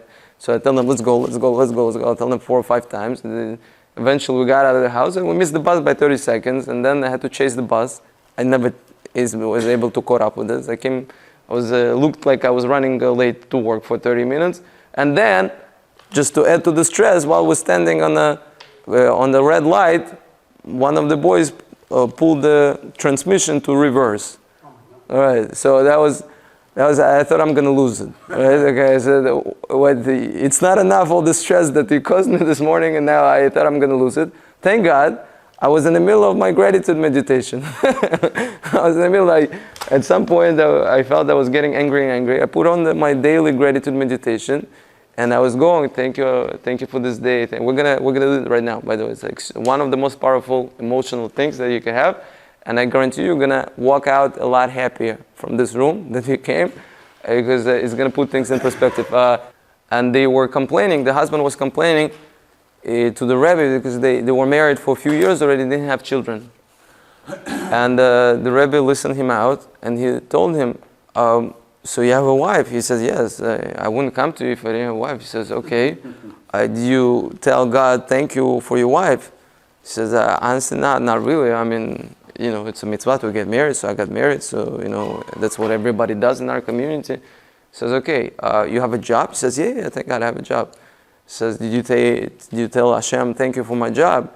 He said, not really. I mean, this is like, this is part of life. You get older, you get a job, you got to pay the bills. He says, okay, what do you live outside? He says, no, I live in an apartment. Did you ever say thank you to Hashem for an apartment? He said, not really. I mean, everybody lives in an apartment, everybody has a house, apartment, they live indoors. He said, okay. He says, we gotta change this thing around. He says, a person has to thank 60% of his time, and 40% of the time ask for things. Okay, you got it all wrong. You keep asking, you keep asking, you keep asking. You never say thank you. You never praise. Right? You gotta stop this and change your attitude for your gratitude. Right? So stop asking and start thanking, and start thanking. And they did this approach, and thank God, shortly after they were blessed with a beautiful child. So gratitude, I can tell you one story after another, where gratitude opened up doors like never before. Like a person was struggling with a particular issue, he says, let me stop complaining, let me stop being sad, let me stop being obsessed with the thing that I don't have, let me focus on all the beautiful things that I do have in my life. And when they did that, first of all, they became happier. They became a lot happier, they became more grateful, they became better people, but then they also opened up the doors to bring all the blessings that they wanted, all the solutions they were looking. Okay, so please close your eyes and breathe in fully. Breathe in fully.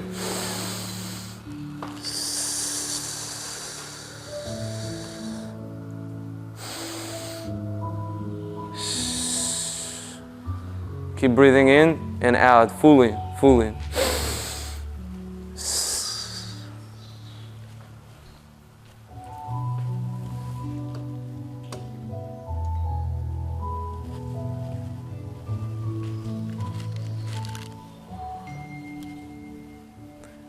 Relax as much as you can.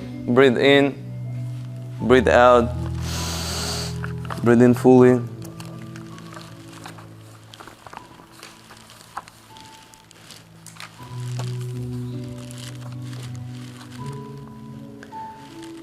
And I'm gonna say certain phrases. You could either repeat them in your mind, or you could whisper them, or you could just think about them. And if something is not clear, whatever that means for you, to the best of your understanding. And let us start now. Thank you, Hashem. Thank you for this day. Thank you for the air I breathe. Thank you for the gift of life. Thank you for my home. Thank you for my shower. Thank you for my bed.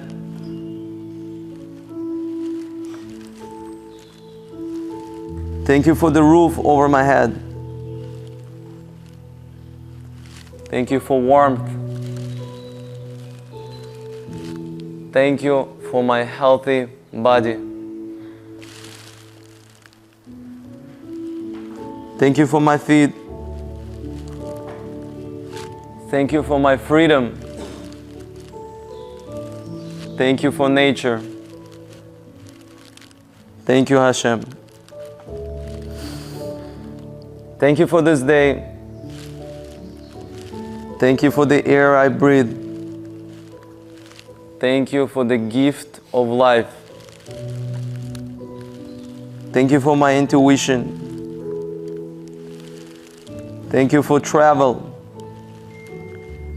Thank you for my ability to replenish and to rejuvenate.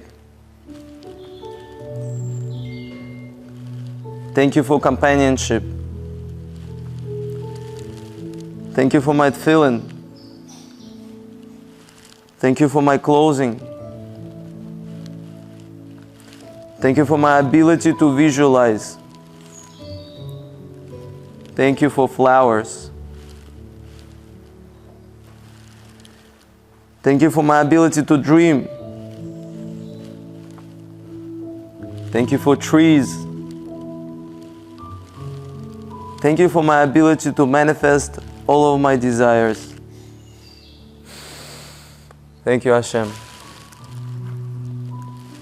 Thank you for this day. Thank you for the air I breathe. Thank you for the gift of life. Thank you for the sun. Thank you for my ability to create wealth. Thank you for the moon. Thank you for my ability to do what I love. Thank you for the holidays. Thank you for the wind. Thank you for reflection. Thank you for all my teachers. Thank you for all my lessons. Thank you for the night sky. Thank you for the stars. Thank you for this day. Thank you for the air I breathe. Thank you for the gift of life. Thank you for the oceans and the seas. Thank you for silence. Thank you for forests. Thank you for my self-respect. Thank you for the mountains. Thank you for tzitzit. Thank you for my ability to feel inner peace. Thank you for the rain. Thank you for my ability to sleep peacefully. Thank you for the infinite opportunities available to me. Thank you for all my senses. Thank you, Hashem. Thank you for this day. Thank you for the air I breathe. Thank you for the gift of life. Thank you for water. Thank you for fresh fruits and vegetables. Thank you for my ability to live with authenticity. Thank you for choice. Thank you for the balance of life. Thank you for the yeshivas. Thank you for transportation. Thank you for my capacity to do what I love.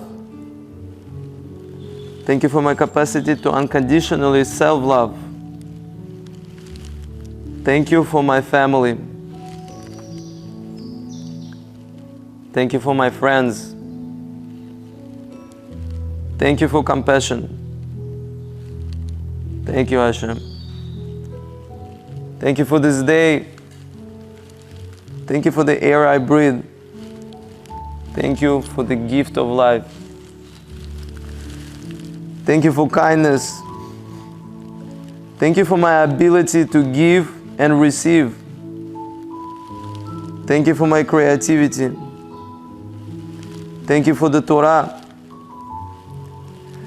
Thank you for my capacity to feel joy. Thank you for light.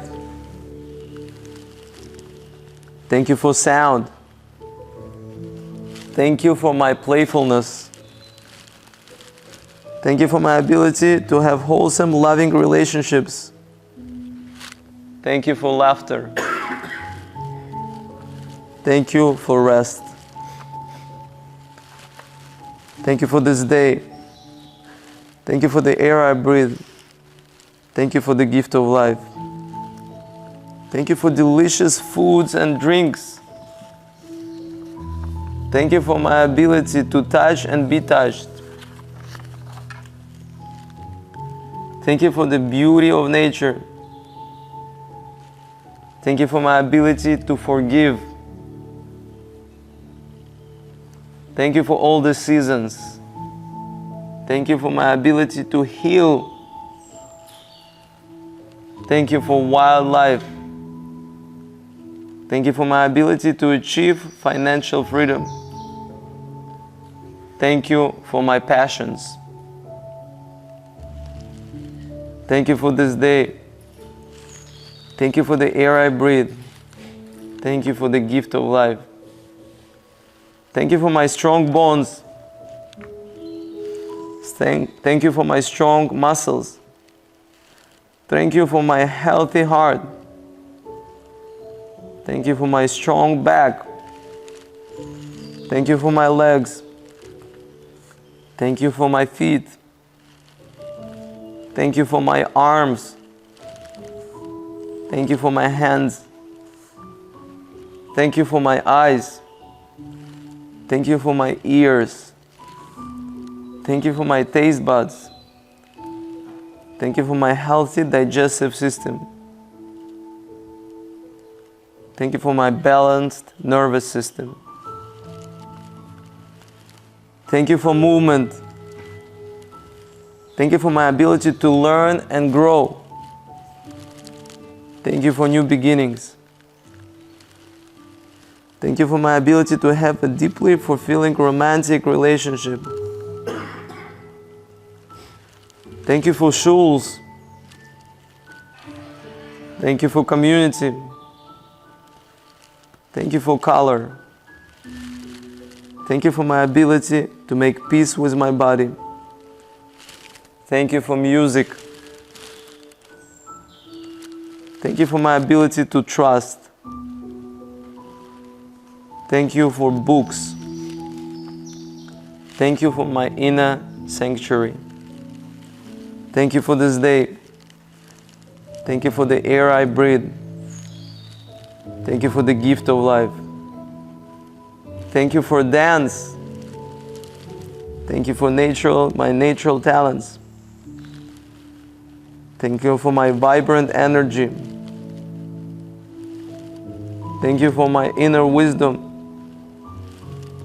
Thank you for my healthy boundaries. Thank you for all my experiences. Thank you for all my blessings. Thank you for my capacity to love and be loved. Thank you for my unique spark of the divine.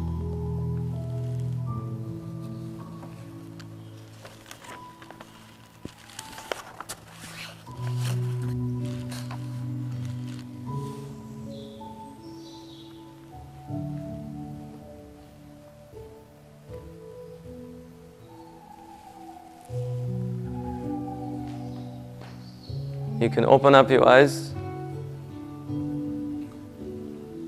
Thank you, Jonathan.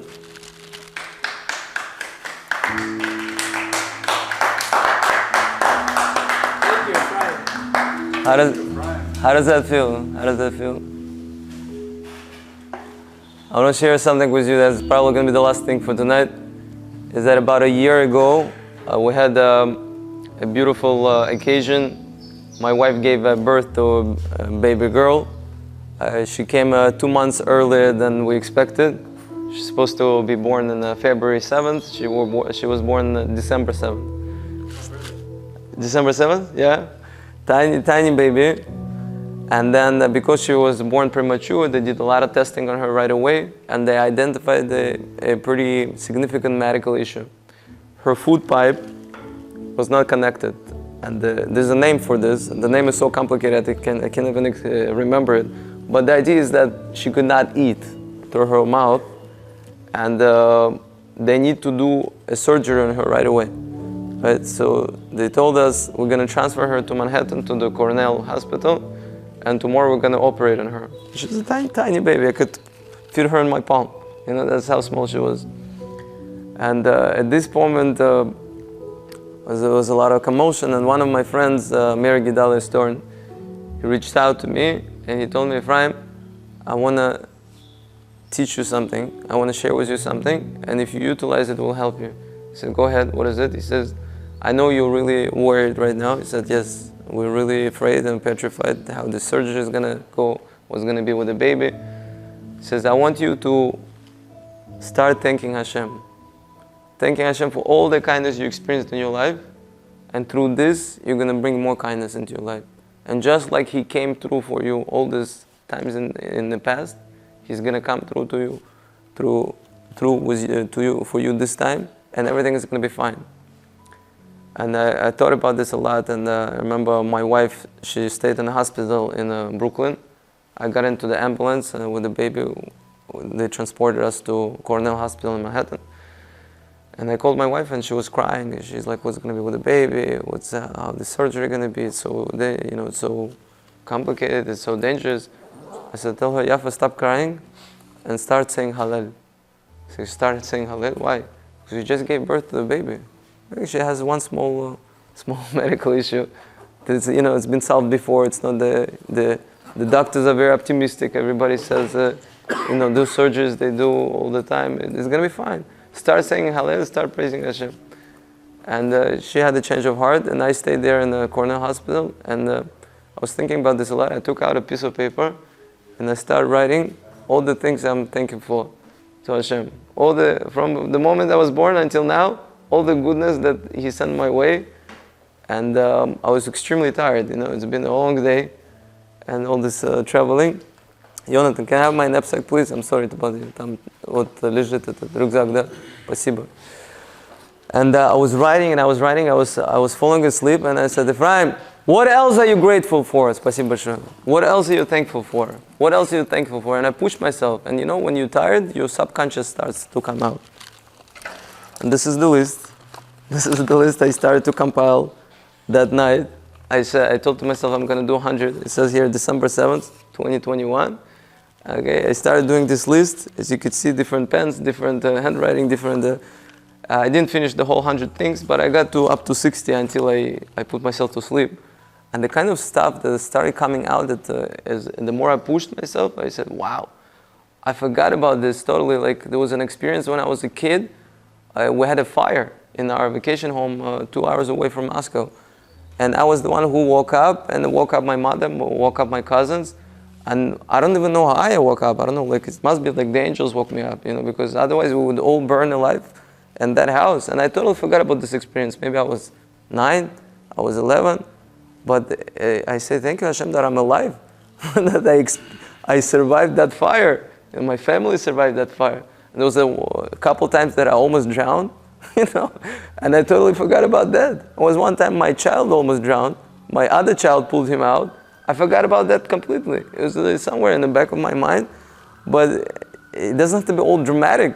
There was some experiences that was less dramatic, but all the comfort that that we have today, and this list, not every time, but a lot of times when I feel frustrated, or happy, or sad, or lazy, I take out this list and I read it, and brings all the blessing and reminds me of how lucky we are, how blessed we are.